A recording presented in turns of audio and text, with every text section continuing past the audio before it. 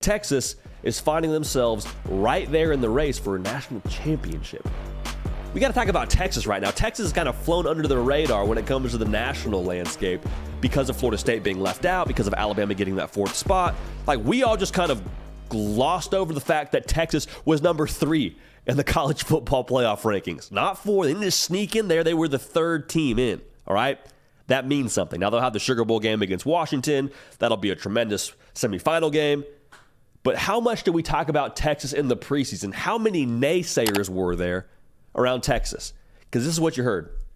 Hey, all that Texas hype. Once again, here comes the Texas hype train. Hey, all bark and no bite for Texas. Once again, same old Texas. If you're a Texas Longhorn fan this morning, you get to look at all those people and say, now what? Now what? And they're going to tell you, well, you're not going to win the national championship. You say, we're not talking about the national championship. We're talking about you telling us once again we would go 8-4, we'd be 7-5. Quinn Ewers wasn't really that guy. Steve Sarkisian wasn't the right guy to bring Texas to a Big 12 title. All that talk in the preseason, they're all wrong now, and you can tell them that if you're a Texas fan. So 1, enjoy that. Congratulations. 2, here's the other thing I want to make sure we get out ahead of. Well, y'all aren't back. Well, Texas isn't back. Y'all, Texas being back is propaganda. Texas being back, for those of y'all listening on podcasts, we're using the air quotes. We break those out here every now and then. Texas being back was always a fake thing. It was always a fake thing. Because even if they win a national championship this season, you'll have people that say this, well, what about when they get to the SEC?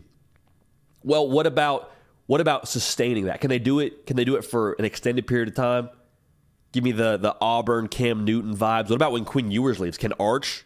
Can he be that guy to keep y'all rolling? Texas being back is never somewhere we're going to arrive at. And that's not to me to talk down on Texas. That's me just telling you, don't worry about the whole we're back conversation, okay? Because back is one thing, and something that I think nobody will ever 110% nail down. You'll never get an entire room of people 100% agreed upon Texas being back. But I will say this, Texas, I think, has arrived. And the reason why I use the word arrived is nobody here with this Texas operation right now that won the Big 12 and that's competing for a college football playoff national championship now, they weren't there when people were talking about Texas being down. Like, yes, there were some guys that were there during the 5-7 year, but I mean like early 2000s. I'm talking about like 2010, 2015, when Texas wasn't necessarily as incredible as you would have liked. Steve Sarkisian wasn't there. Quinn Ewers wasn't there. T'Vondre Sweat wasn't there. Like, all these individuals are a part of New Texas. And I think New Texas has just what I said. I think they've arrived. Because it's not just about the result. The result is nice. The result is a byproduct of the way that they do things. But that's exactly what I want to make sure we hone in on here. The way that Texas does things, you can tell this is a different Texas. So the Big 12 title is a byproduct of the little things. Their response mechanism they have. We said all throughout the year we wanted to see Texas pass different tests. Y'all, they've checked all the boxes now. Checked all the boxes. How do you do when you walk into Tuscaloosa, Alabama? All the hype, all the things said about how close you were the year before. Can you get over the hump? Can you handle the spotlight? They handled it. They beat Texas as a touchdown dog in Tuscaloosa. They actually beat them by double digits. A big reason why they found themselves in that college football playoff. Okay, well, now there's no secret about Texas. Now Quinn Ewers got a bullseye on his back. Can Texas handle it? They handled it pretty well for the most part. You get to Red River, you lose that game. Don't have your best day, no secret. And everyone was saying, okay, here we go now. Here comes the unraveling of Texas. We've seen it before. A little bit of adversity hits, and they can't handle it. What does Texas do? They win the rest of their games. Quinn Ewers goes down, and Malik Murphy steps up. How do you handle it without your guy in the offense? Texas checks boxes, finds a way to win. Finds a way to win every single week. So what I want to say is the little things, the way Texas responds, that's New Texas. That's who Texas is. Not the roster, not the talent they have, not the quarterback they have.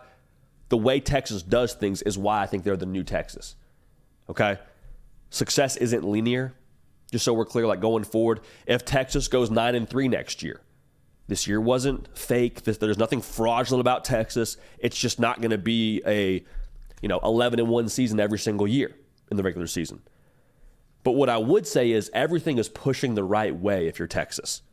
Right now, top 10 class in 2024 on the recruiting trail. Last season, number 3 class in 2023. Teams win right now. That's true. Year to year, you have different teams. Staff and culture is what sets the foundation for winning in the future. That's where success is sustained. Like the staff and the locker room right now is in a place where if they can keep it intact and keep those standards where they are, that's what's going to win in 2024, 2025, 2026, and beyond. And to be clear, I think Steve Sarkisian has got this foundation like finally laid how he would like it to be. And that's not to say they're not still going to lose people. Like, it's the expectation now that as you're successful, your staff, they're going to get other jobs. Your position coaches might get coordinator offers. Your coordinators might get head coaching offers. Like, that's the nature of being successful in college football, is people try to take what you have, bottle it up, and bring it to their place. But we see that with Texas, we see that with Bama, we see that with Georgia. And what do? The culture, the person in charge, Steve Sarkisian, that sets that culture, that continues to roll. So that's, I think, the next evolution for Texas. We're going to see it here, whether it's this year, whether it's in 2 years. The staff is going to change. The players, they're going to graduate, leave for the NFL. God bless them. That's the best part about being a college football player, is reaping the rewards of what you did during the season and then going and playing in the NFL.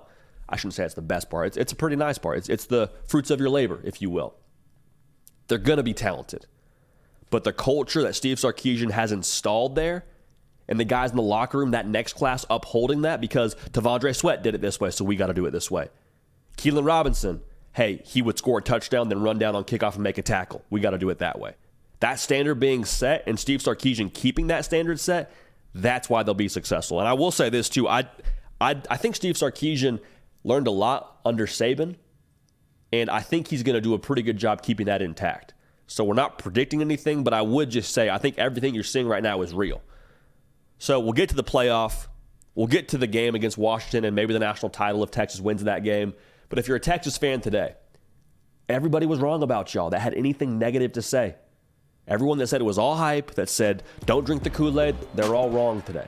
So don't let the chase for back, air quotes again, detract from the joy of y'all have arrived.